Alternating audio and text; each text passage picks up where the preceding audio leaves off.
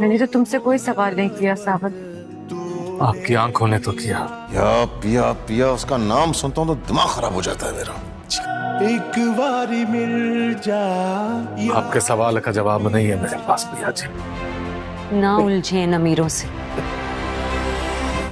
उसके बाद मैं इस कबाड़ी के ऊपर 50 करोड़ का केस फाइल करूंगा।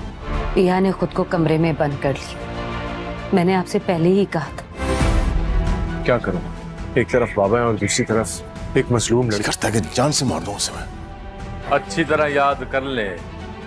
कैसे अपने बाबा के खिलाफ जाके कोर्ट को सारे सबूत दे दूं? लड़की, ये सब कागजात काफी नहीं है मुजरिम का जुर्म साबित करने के लिए।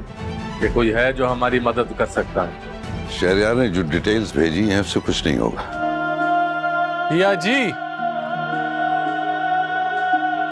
50 करोड़ दिवालिया निकल जाएगा उसका।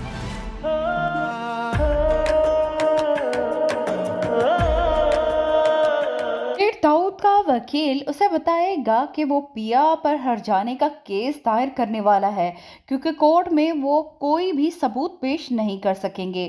दूसरी तरफ आलियार इस मुश्किल में है कि वो पिया की मदद करता है तो उसका बाप जेल की चक्की पीसेगा, और वो नहीं चाहता कि अपने बाप को इस तरह से इस उम्र में जेल की सलाखों के पीछे देखे। देखा जाए तो आलियार मजबूर हो चुका है, लेकिन वो पिया की मदद भी करना चाहता है।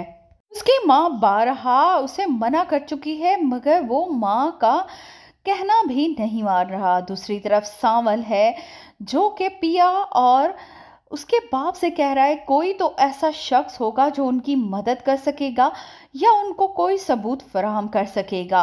पिया के सवालात सांवल को परेशान कर रहे हैं और उनका कोई भी जवाब उसके पास मौजूद नहीं है।